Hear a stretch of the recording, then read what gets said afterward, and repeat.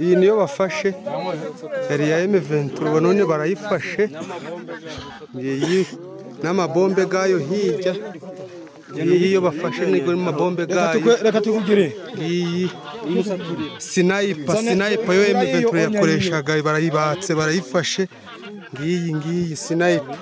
Bakunzi bacu, bakunzi ba B-Info, bakunzi ba B-Info Plus, bakunzi ba Uwezo TV, kandi baramutse ndabahe n'ikaze mu kino kiganiro cacu.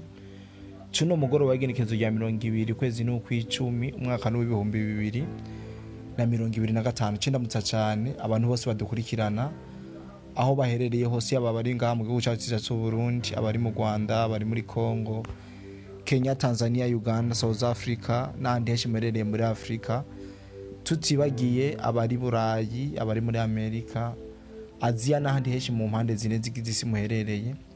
Reka tubaramutse tubaye n'ikaze makino kiganira. Benshi ndazi yuko mari mumenyereye turiko turakora tubonekana, ariko bakanya ntabwo zifo turabonekana kumvo zitatuvuye ko, niyo mpamvu ngiye kubaha incamake y'amakuru y'ivyaranze imirwano y'uno munsi cyane haba muri Nord Kivu ndetse no muri Sud Kivu. Ndazi yuko amakuru muba yarindiranye igishika kandi muri benshi. Jere mugiye kubana niko Dide Black niwe mugiye kubana mu biganiro vyacu vy'uno munsi. Kuri uno munsi novuga yuko habaye imirwano myinshi kandi idasanzwe, turaza kugenda twica ku masonga na cyane muri Nyiragongo. Muri Nyiragongo turafise yuko hoba habayemo ibintu bidasanzwe bigatuma mbere n'abantu benshi bashobora kuhaburira ubuzima ni ku mirwano yabaye kuri uno munsi. Ibindi tuza kuganira nibijanye n'inkoho ndetse n'amacamera zayo, ndavuga izi nkoho ziri mu bwoko bwa sniper, amabombe n'ibindi byinshi vyagiye birafatwa ndetse vyatswe n'izinyeshamba z'igihugu cy'u Rwanda M23. Turaza tubibasesangurire mu buryo buramvuye, tubabwire ati izi nkoho zafatiwe he, mbega zari zifise bande, vyari bimeze gute, vyagenze gute kugira bazibake. Turaza kugerageza dushobore kubaha ukuri kw'ingene imirwano iriko iragenda aha muri Sud Kivu canke muri Nord Kivu. Nababwiye yuko aha muri Nyabyondo ibintu bitoroshe guhera mu masaha ya musaha ime y'ijoro. Amakuru dufise nuko abagwanyi ba Wazalendo bagavye ibitero ku nyeshamba za M23. Ivyo bitero bakaba babigavye bahereye mu gisagara gifatwa nk'igisagara citeka mu ntara ya Masisi. Amakuru dukura muri Masisi aravuga yuko urusaku rw'amasasu, urusasu rw'imbunda nini na ntoyo rwarumvikanye cyane inyabyondo. Ayo makuru avuga ko abanyagihugu benshi bagumye mu mazu yabo kubera ubwoba. Amakuru nayo ava mu nzego z'umutekano avuga yuko intumbero ari gukura burundu abaroberi ba AFC M23 muri ico gisagara bamaze kwigarurira kuva mu ntango z'ukwezi kwa ntwarane canke ukwezi kwa gatatu. Murumva yuko bino bibanza ha muri Masisi M23 imaze igihe kitari gito yaramaze kuhafata guhera mu kwezi kwa gatatu, haciye hafi amezi indwi. Murumva yuko ariko aba patriote b'igihugu ca Congo bariko baragerageza kugira ngo basobore kuhasiga mu minsi. Twababwiye yuko ari gisagara gifatwa nk'igisagara citeka, gisagara kiri très stratégique, aho amakuru dufise nuko aba Wazalendo baherere ngaha mu gisagara ca Nyabyondo ni mu buraruko bwa Kivu, bashoboye kujya umuriro ukwiye, bashoboye kuraswa bikomeye nkuko twabibabwiye, bashoboye kuraswa n'imbunda zikomeye tutazi yuko ari z'aba Wazalendo canke ari aba bariko barabafasha ku mirongo y'urugamba. Ndetse zino nyeshamba ico zakoze nuko zashoboye gutena kabisa, maze zirashobora gutena kugeza mu masaha y'umugoroba. Nta aba Wazalendo ntabwo bari bwigarurire ino centre Nyabyondo. N'imirwano yabaye umwanya munini kugeza no musaha y'umugoroba, imirwano yari ikiba. Amakuru ava mu bene igihugu bo ngaho mu gisagara ca Nyabyondo avuga yuko aba Wazalendo bo bagwana nk'ivyihebe, bagwana n'ivyihebe bivanye n'ingene bariko bararekura amakompora ibisasu bikomeye inkoho ziremye barekurira kuri ibi birindiro vya M23 murumva yuko umwanya n'umwanya mushobora kumva zino nyishamba z'igihugu cy'u Rwanda zashoboye gukurwa muri buno buce maze zikerekeza mu mashamba canke zikerekeza mu bindi bibanza kuko biraboneka neza yuko abawazendo babaye decide. Amakuru dufise nuko muri ano masaha y'umugoroba hariko haraduga amahamfora atari make kuba yabawaza aza kwapuye abawazarinde kugira ngo bashobore kugira akayisite. Ntabwo batubiye yuko abasirikare b'abarundi bagiye kugira apui canke abasirikare ba FRDC. Waduhaye amakuru yatubiye kara amakuru y'ibanga iyo rero iyo hamfora nimara gushika murumva yuko hari byinshi biza guhinduka ku mirongo y'urugamba, hari byinshi bishasha tuza kumva ku mirongo y'urugamba kumbore. Reka tubihe umwanya, reka dutekereze. Ndazi yuko kugera ku munsi weje tuzoba twumvise ingene vyifashe ngaha muri Nyabyondo, tuzoba twamenye uko ibintu vyifashe muri rusange, tuzoba twamenye abahafise, tuzoba twamenye uko ibintu bimeze muri rusange, uko abawazende bazoba bavyitayemo ndetse niyo hamforo ikizoba yamaze muri rusange. Niko ndababwira ayandi makuru avugwa cyane yuko ku munsi wejo hashoboye kubonekana inkoho, novuga yuko ari inkoho iremereye, inkoho yari ifise amacamera, inkoho yari ifise amarokete, inkoho yari ifise ibintu vyinshi byari bigize byabonekanye byafashwe, aho amakuru yavuga yuko izo nkoho zafashwe ku mirongo y'urugamba mu gihe zoba zatswe aba basirikare b'igihugu cy'u Rwanda canke bano basirikare ba RDF canke abari muri profile ya M23. Nkuko amakuru dukuraho abivuga anasesangura uburyo ino mbunda yashoboye kwakwa inyeshamba z'umutwe wa RDF, ndetse banatubwira n'ikibanza baba barazibakiyemo n'abazibatse abaribo. Nkuko amakuru ava ngaha bivuga, avuga yuko umuyaga w'ubwoba uriko urahuhuta mu mugwi w'inyeshamba za M23. Abagwanyi ba wazarendo n'abagwanyi b'u Burundi bariko canke FDNB coalition ya FRDC bariko barigaragaza ku rugamba hafi ya Goma, neza na neza imuja. Wazarendo barigaruriye ibigwanisho, amabombe n'ibibunda bikomeye ndetse n'imbunda irimwo ya sniper ifise na kamera, vyari bikoresho vy'igisirikare cy'u Rwanda biciye kuri M23. Abasirikare b'u Rwanda bafashwe, baratanze amakuru akomeye. Murumva yuko ni operation yabereye hafi y'isara cya Goma, neza na neza imuja, aho FRDC coalition ya FRDC bashobora kugaba igitero maze bakigarura bimwe mu bigwanisho vyinshi bikomeye nkuko bagiye barabivuga, nk'amabombe, imbunda ya sniper irimo kamera n'ibindi bigwanisho vyinshi. Ariko ku bantu batabonye kano ka video, ndaza gukora video ndayicishe kuri Uwezo TV, ndazi muzoyikurikirana. Aka video bariko barafotora amabombe ni sniper, iyo nkoho ikomeye idasanzwe.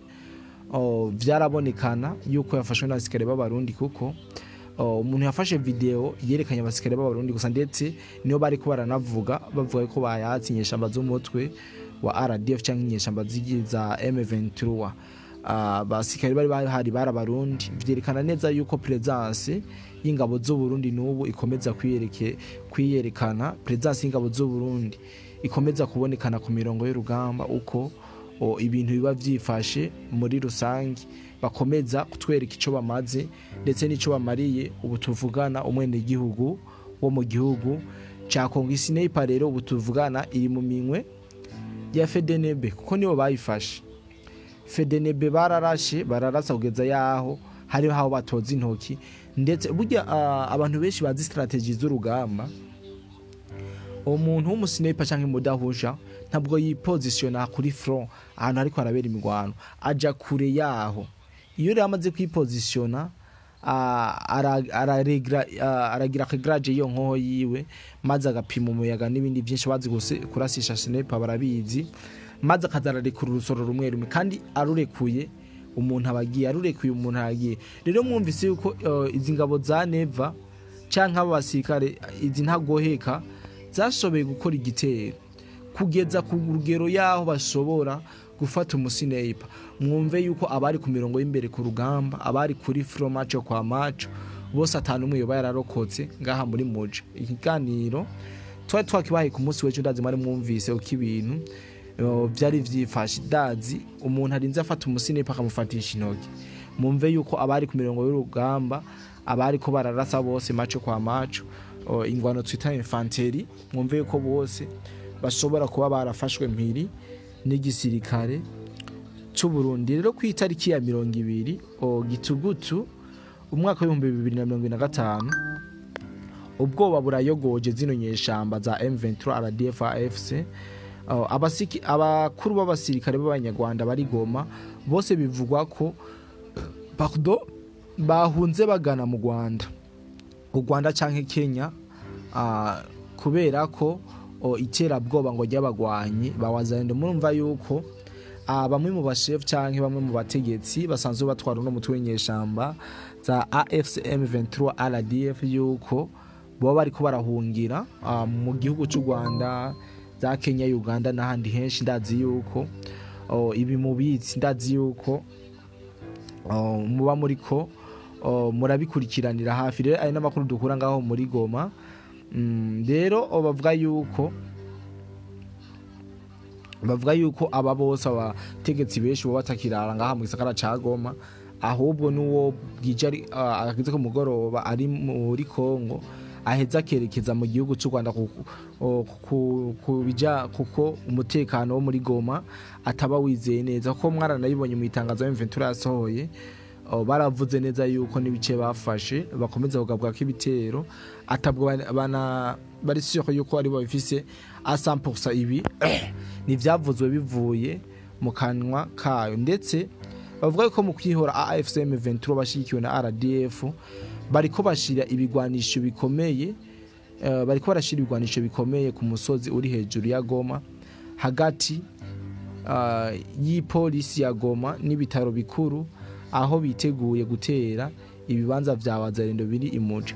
Murumva yuko M23 imaze kubona uko isugereje mu gisagara ca Goma, ariko baravuga ko ibuye riserutse itabacisha isuka. Bavuga yuko baciye bapozisiona ibikoho bikomeye hejuru ya Goma mu misozi, hagati y'ipolisi ya Goma n'ibitaro bikuru, aho biteguye gutera ngo ku bibanza vyo wazarendo basanzwe bari ngaho iri Muja. Rero no kumera amagabo aba wazarendo, kuko murumva yuko ibintu bishobora kuba abana bibi mu gihe bosamara bakishinga za ndomboro ya soro. Murumva yuko M23 yo ikeneye kugira ico bitwa revenge, kiritegura cyane kugira igire ukwihorera.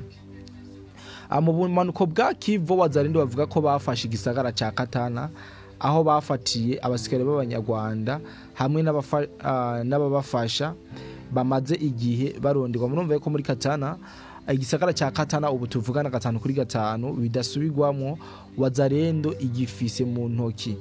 Wazarendo igifise mu ntoki. Nimwumve yuko hari wazarendo canke plutôt mu M23 yoba cidebereza ngaha mu gisagara ca Katana, kubera ko ibintu bisa n'ivyahindutse. Ntibisa n'ivyahindutse kuko murumva yuko wazarendo yamaze kuyifatira 100%. Abenshi bamaze imisi bariko baratubaza ibijanye na Shabunda canke uko vyifashe muri Shabunda. Yes, nkuko nenda yivuze, hari benshi bariko baratubaza ibijanye n'amakuru yo muri Shabunda. Haravuze ibihuha vyinshi inyuma y'imirwano idasanzwe yari kirabera muri Nzibira yuko Shabunda yoba yafashwe, ariko igihe ni iki nako kanya kugira ngo dushobore kubaha ukuri kw'ibijanye na Shabunda nkuko tugukura mu makuru y'abasanzwe batwara aho muri Shabunda badushikirije mbere bayampaye mu masaha y'umugoroba, aho bambwiye ati nta bagwanyi ba M23 bari mu ntara ya Shabunda. Umukuru w'ibikorwa vya gisirikare Sukora ya kabiri muri Kivu y'Epfo mu rugendo rwo gusuzuma ku bibanza bitandukanye vyo mu ntara ya Shabunda yarahakanye ivyuko AFC M23 boba bariko barakora muri iyo ntara. Avuga ko ibibanza vya FRDC ari bikomeye kandi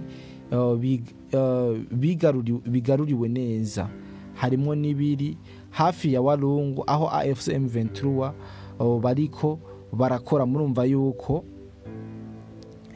ibintu abantu baho botekana, abantu bo ngaho mwotekana muri Shabunda nkuko biriko birashikirizwa n'uyasanzwe atwara skora ya kabiri mu gisirikare ca FRDC, avuga yuko atamugwanye numwe ari muri Shabunda. Donc niwo bari ariyo bo bari babandi baza bakitamwo kumbe umuntu kumbe donc bamwe baza gutata, urumva abo ntibaba baje kurasa, baje gutata nk'ibisanzwe. Yongera avuga ati mu gisagara ca Nzovu, Edinge, Kigurube, Kinuma, Rutika, Ekeke, Kintepa na Evari. Uwo muyobozi yasavye abasirikare ba FARDC kuba intahemuka no kuba maso. Yasavye kandi ko abayobozi b'akarere gukorana neza n'igisirikare mu gukinga ibyo gushamirana canke yuko izinyeshamba za M23 zishobora kugira ibyo zononye ngaha muri Shabunda. Suriyete na meya avugira ico gice yamenyesheje ati yasavye abasirikare kuguma mu bibanza vyabo no gukingira igihugu. Abayobozi b'imico y'akaranga barasabwe gufasha igisirikare kugira agasomborotso gahagarare. Murumva yuko yanagiye atanga impanuro zitari nke kugira ngo abene igihugu bakomeze kubana n'aba FARDC neza canke bagume babombatiye amahoro n'umutekano. Ayandi makuru dufise nuko leta y'u Rwanda yoba ihejeje gushikana ibigwanisho vy'ubwirinzi ngaha mu gisagara ca Kigali canke kugira ngo bishobore kwegerezwa imipaka. Aya namakuru tukibatohoreza neza. Murabizi yuko bari bamaze imisi mu ruhombo rudasanzwe aho ibigwanisho vyinshi bari bafise vyakomeje guturirwa n'aba ba FARDC. Murabizi yuko FARDC yamaze imisi iriko irakora amabombardement ahasanzwe hari ivyuma vy'ubwirinzi, mbese birangira inabituriye canke ivyonona. Rero amakuru dufise nuko u Rwanda ruhejeje kuronka ibigwanisho novuga yuko bidasanzwe, navyo bije gufasha kugira ngo bishobore kurinda umutekano w'igihugu cy'u Rwanda. Ariko bashobora ko bavuga yuko bije kurinda umutekano w'igihugu cy'u Rwanda, kumbe vyigiriye muri za Goma ndetse na za Bukavu. Rero kumbure ibigwanisho n'umunsi urumva vyaje, ariko urashobora kumva kundi munsi naho vyerekeje muri Kongo canke ejo mu masaha y'umugoroba. N'ibintu zoza turabatohoreza umunsi ku munsi kugira ngo mubashe kumenya uko vyifashe, na cyane cyane kubiba biriko biravugwa kuri iyi mirongo y'urugamba, biriko biravugwa mu mutekano muke uri kurarangwa mu buseruko bw'igihugu ca Kongo. Rero mwe mudukurikirana no basaba kudacika intege, gukora subscribe kugira ngo tubanze mubanze mube kumwe natwe misi yose, kumbure tubashe kubaha uko ibintu bimeze buri mwanya uko bizoba vyifashe. Ariko nagenda abasezerana yuko ku munsi w'ejo ndibaza yuko tuzoba turi ku 100%, tuzoba turi kumwe kugira ngo dushobore kubaha vyinshi biriko biravugwa. Ndazi yuko muba mubikeneye, ndazi yuko muba mukeneye amakuru y'imirwano canke amakuru y'ingene ibintu vyifashe mu karere. Ndazi yuko ku munsi w'ejo tutotangura kuyabaha nkuko twari dusanzwe tuyabaha, haba kuri B-Info Plus ndetse na Uwezo TV. Ibi murabizi yuko arizo mbuga dusanzwe ducishako amakuru yacu canke amakuru y'ubusesanguzi. Mu kurangiza, reka nshimira cyane umuntu wese twabanye mu kino kiganiro. Nizera yuko yashoboye kumviramwo vyinshi. Renda musabe commentaire ntagenda atavuze. Bavuga ko ikinyoni kitagurutse kibacitwa icana. Rero ushobora kuba utafite icyo ushobora kuvuga mwa kino kiganiro, duza imitima muri commentaire cyangwa amashungwe kugira ngo utwereke ko turi kumwe, tutariko turatamba twirorera. Rero ivyo twababwiye ni vyinshi, twababwiye ibijanye n'imbunda, sniper, amasaso n'ibindi vyashoboye gufatwa n'amabombe. Turababwira uko vyifashe muri Nyiragongo, ndetse turababwira n'ivyo muri Shabunda uko vyifashe. Ndibaza yuko ivyo ko biri mu nkuru nyinshi mwari mukeneye kumenya, mwari mukeneye kuronka umuco. Reka rero mufata akanya mu vyumvirize ndetse munabisangiza abandi, kuko hari benshi bariko barabwirwa vyinshi, hari benshi bariko bararonka amakuru y'ukuri rero mwebwe twagiriwe ko twayaronka reka tuyasangiza abandi kugira ngo babandanye kumenya ukuri, babandanye kumenya update ziba ziri ku mirongo y'urugamba, canke mubahe link abataraja mu magroupe yacu nabo tubahe karibu nakaze kugira ngo tubashe kuza turababwira ndetse tunabaha n'amafoto y'ivyo tuba twababwiye. Rero je mwari kumwe kuri micro Nico Dide Black karenda bikebanure ndanabifurije ijoro ryiza. Ndabona yuko ijoro rigeze kure, ariko ntibagira yuko hariho bazokira amasaha ya gatondo nabo tubabwire ati mwaramutse, ndetse baze kugira umunsi mwiza, kandi abikibanuye kumbure tuzosubira ku munsi w'ejo mu biganiro byacu. Bye bye.